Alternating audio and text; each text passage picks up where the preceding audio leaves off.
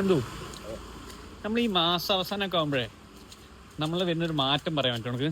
തലയിൽ ഇതേപോലെ കവറിട്ട് പോയാൽ അത് മഴയായിട്ട് നീ കവറിട്ടത് സാറിനുള്ള അവന് പനിയായിട്ടാട്ടോ. നമ്മൾ ഈ മാസാവസാനമൊക്കെ ആകുമ്പോഴേ നമ്മുടെ കയ്യിൽ 5 പൈസ ഉണ്ടാവില്ല. അപ്പൊ നമ്മൾ 100 കോടി ക്ലബിൽ കയറി നമ്മള് ഇതുപോലെ പാഴ്സലൊക്കെ വാങ്ങി ഏതെങ്കിലും മറ്റേ ബഡ്ജറ്റ് ഫ്രണ്ട്ലി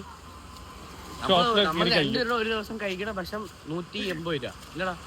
ഇന്ന് ഞങ്ങൾ രാവിലത്തെ ഫുഡ് കഴിച്ചില്ല, ഞാൻ ഉച്ചത്ത് കഴിക്കാൻ പോവാ. അപ്പം ഈ മാസാവസാനൊക്കെ ആകുമ്പോ ഇങ്ങനെ ഞാൻ അപ്ലോഡ് ചെയ്യും, ഒരു കുഴപ്പമില്ല. അപ്പൊ മാസാവസാനം ആകുമ്പോഴേ ഞങ്ങൾ ഇങ്ങനെയൊക്കെയാ എല്ലാരും, ഏകദേശം എല്ലാരും അല്ലേ.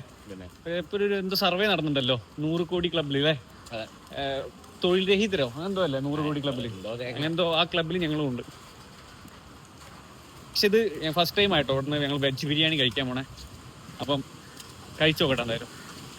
അങ്ങനെ 100 കോടി ക്ലബിൽ കയറിയുന്ന ആത്മവിശ്വാസത്തോടെ ഞങ്ങൾ വ്ളോഗ് അവസാനിപ്പിക്കുകയാണ്.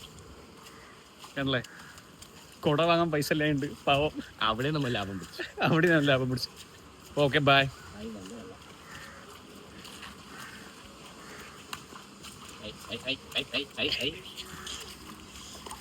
പിഞ്ചു കുട്ടികളെ മനസ്സാ അതാ എന്റെ. 32 വയസ്സുണ്ട്, പക്ഷെ എടാ നോറി നനക്കില്ലേ. അപ്പം എടാ ഫുഡിലേക്കാണോടാ. അപ്പം ശരി, ഈ പട്ടിയും സീന.